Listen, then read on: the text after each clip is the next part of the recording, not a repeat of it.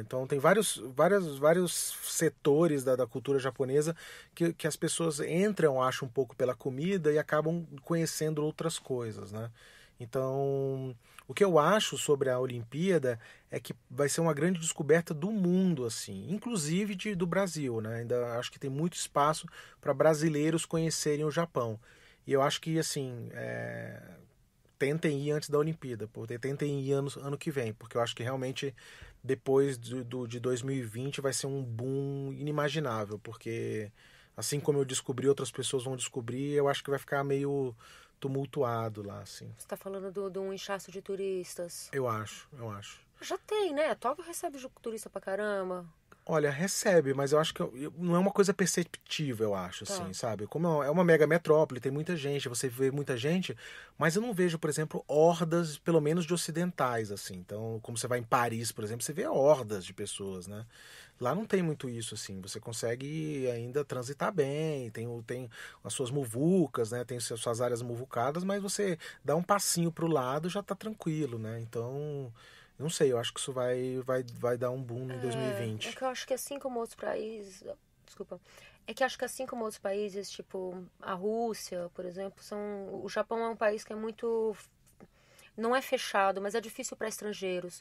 Por uma questão da língua, a sinalização nas ruas, comunicação com os taxistas, os hábitos de comida, os hábitos culturais. Então, assim, a hora que você decide ir, você é um turista já bastante experiente, que você vai conseguir se virar. Não, isso você tem razão, você tem razão. Tem algumas coisas que realmente não, a barreira não vai ser quebrada com a Olimpíada, né?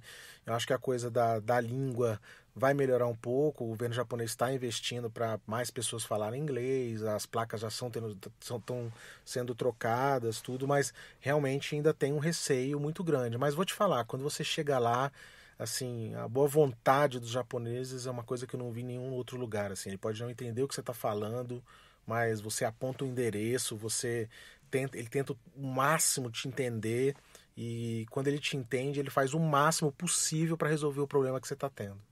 É impressionante, nunca vi isso. Você mostra um endereço para a pessoa, né, um nome do restaurante, né, porque você está no Google Maps lá, só que quando você chega na porta do restaurante, tem 5, 6 restaurantes e você não sabe qual é o seu, porque você leu em Romandi, né, e lá está escrito em Hiragana, tá lá em Kanji. Então você tá perdido do mesmo jeito.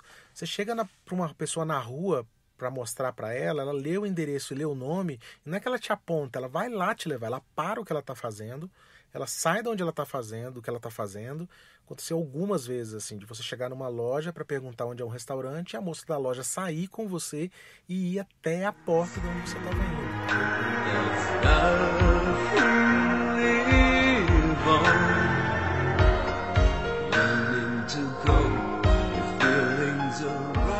Agora, saindo um pouco de Japão e falando de Sept, com dois T's. Eu tava escrevendo mais Sept com dois T's. com dois T's. www.sept com dois T's.com. E por que é Sept com dois T's?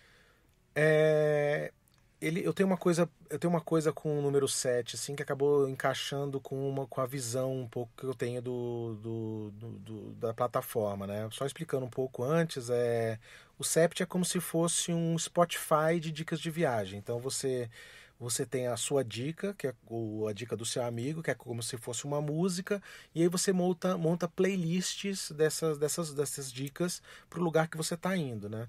E aí é uma coisa meio empírica, assim, né? Você vai num lugar, se você programa 5 coisas para ir durante um dia, talvez seja pouco, você possa fazer mais. Se você programa 10 coisas para fazer num dia, talvez seja muito. Então eu fiquei meio no meio termo ali, são 7 dicas. Então você monta dicas de viagem ou playlists de viagem de 7 em 7. E aí por isso virou sept, que é um prefixo de 7. Ah, muito Exato. Então, bem. assim, aí eu divido nisso. Então você pode criar um card, que é uma dica. Então, uma dica de um restaurante ou de uma igreja ou de um parque.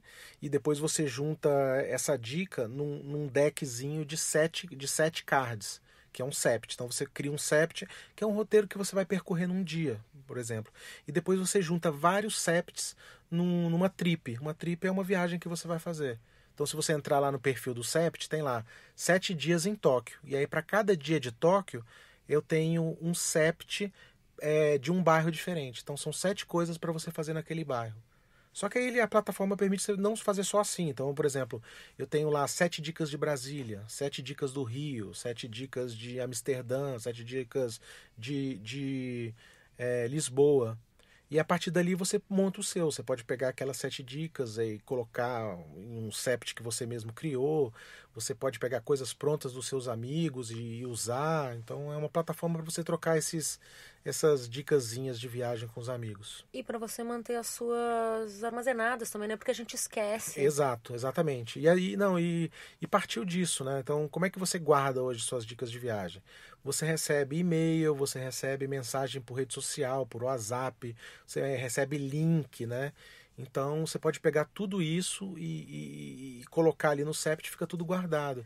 E quando você está passeando, a mesma coisa. Você passou na frente de uma loja, achou legal, você dá um maisinho lá, por geolocalização ele já acha mais ou menos onde você está e auto-preenche as coisas, já coloca uma foto, está pronto para quando alguém te perguntar, já está guardado ali. Isso é excelente, que as minhas dicas de viagem estão todas espalhadas em plataformas diversas, tá? No Google Maps, tem um monte de Foursquare, que eu sou uma das poucas pessoas que continuam usando Foursquare, mas às vezes você vai para alguns lugares e Foursquare ninguém usa, então não tem. Então, mas é exatamente isso. Eu usava para guardar. Eu usava o Google Maps, só que ele não é feito para isso. Sim, Então, é um improviso. tinha uma época que não tinha nem Google Maps para celular. Então, você tinha que baixar um outro programa para abrir o seu Google Maps e poder usar no celular. E aí o Foursquare eu usava para coisas novas. Então, eu conheci um lugar novo, eu dava um check-in, aí depois ainda piorou, porque saiu do Foursquare, virou o Swarm. Então, pode crer, para foi você aí dar que dançou, foi uma bobagem Pois isso. é, porque aí você tem que abrir o Swarm para dar o check-in e para procurar um lugar você tem que abrir o Foursquare, ou seja, putz. Então o Sept tem um pouco misturado disso tudo aí numa plataforma mais simples assim. Saquei. E que você não precisa instalar um app para usar, né? A princípio não, mas isso na verdade não é nem isso para mim por enquanto é uma desvantagem, porque na verdade com o app você pode usar offline, né? E o meu por enquanto ele é uma plataforma online, então você tem que ter internet. Entendi.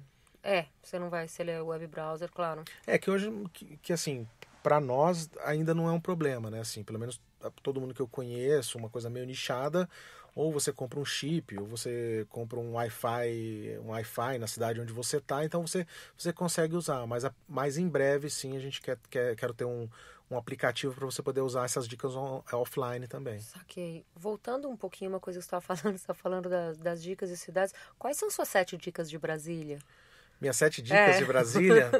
Putz. É que Brasília, cara, quem nunca foi pra Brasília? Brasília é uma cidade tão peculiar, meu. Eu tive cidade agora. muito nova, né? Eu tive agora em Brasília, depois de 10 anos que eu não passava um tempo lá, eu passei 2 meses e meio fazendo um trabalho lá. E eu disse que foi estranhamente bom boa essa passagem lá. Tem coisas, tem melhorado. Brasília é uma cidade que tem muitas culturas também, né? Veio gente do Brasil inteiro. Eu gosto do Beirute, para mim é um boteco maravilhoso. Para quem não conhece, parece meio frevo daqui de São Paulo. O melhor picadinho do mundo tá lá, que é no Fred. A Esplanada é um lugar muito bacana para quem não conhece, é muito épico, assim, sabe? Para quem nunca foi para Brasília, chega na Esplanada, tá acostumado a ver pela televisão, é épico. Na Esplanada tem um espaço que é maravilhoso, que é o Espaço Lúcio Costa, que tem uma maquete de Brasília. Então, para você entender como é que funciona a cidade, tem lá o projeto do Lúcio Costa, que ganhou um concurso, né? Brasília foi um concurso para ver que é o melhor concurso de urbanismo.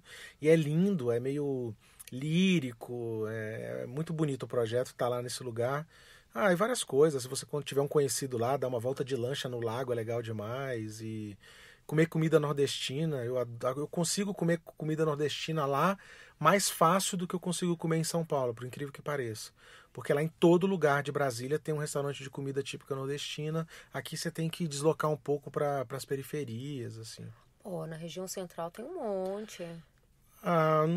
Olha, assim, é que tem também como tem várias comidas nordestinas também são diferentes, né? Sim. Então, a que eu gosto, que é a coisa da paçoca, da carne de sol, assim, eu nunca encontrei tão boa aqui como eu encontro em Brasília. O rancho nordestino na Bela Vista.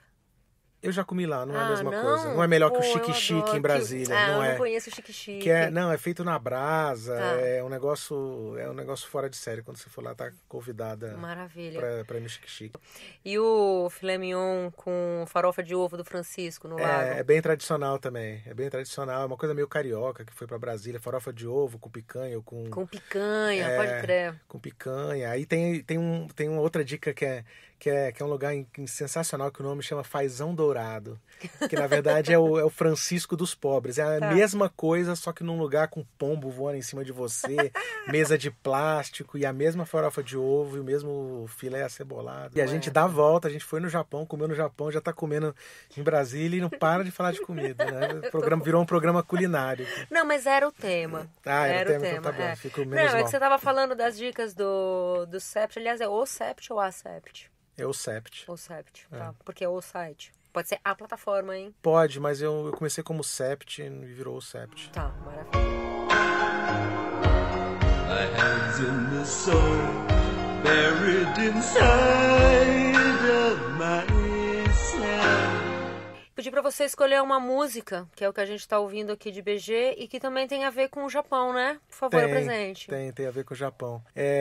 O David Sylvian com o Ryuichi Sakamoto, a música chama Forbidden Colors, e na verdade a Forbidden Colors é a música do Sakamoto,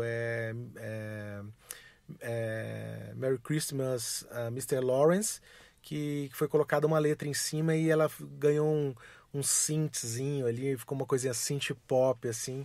Achei que tinha a ver, assim, uma mistura do Japão tradicional com uma coisinha um pouquinho mais moderna, anos 80, no caso. O Merry Christmas, Mr. Lawrence saiu no Brasil como Fúrio em Nome da Honra. É um filme com o Bowie. É um belíssimo filme, cara. Exatamente. E o Ryuichi Sakamoto, que é compositor, teve aqui no Brasil, fez um show lindo no Ibirapuera, é um dos atores do filme também.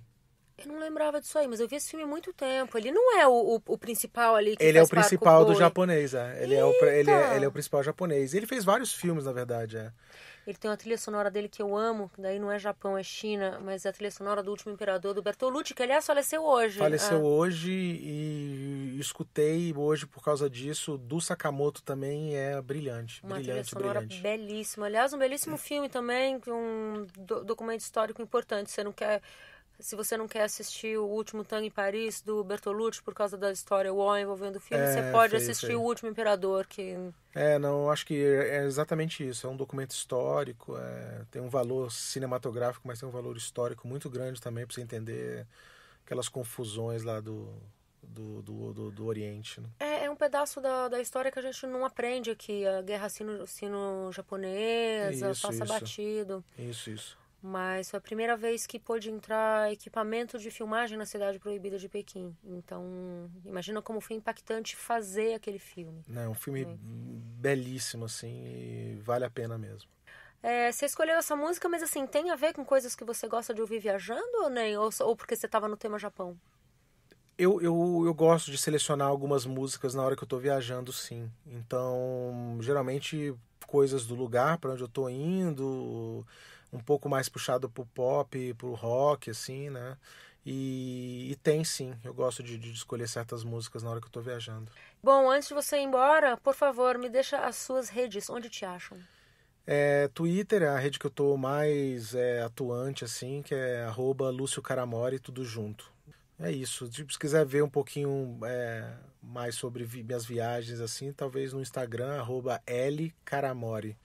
Não sei se eu vou aceitar vocês, mas enfim. Seu Instagram é fechado. É fechado, por causa depois dessa confusão toda da eleição, né? Fechando o ciclo que a gente começou aqui, eu dei uma segurada um pouco. Mas manda uma mensagem dizendo que você escutou aqui no programa da Gaia que eu libero geral. Onde acham a Sept? A gente já falou, mas só para encerrar aqui.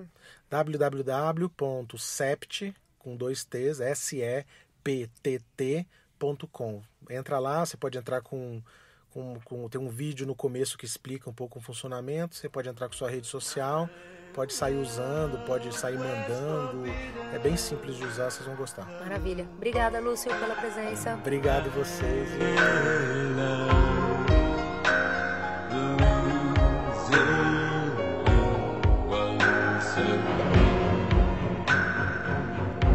Lembrando que vocês podem encontrar os episódios anteriores e também os próximos do Mês Você Vai Sozinha em gaiapassarelli.com/podcast. A gente está no SoundCloud, no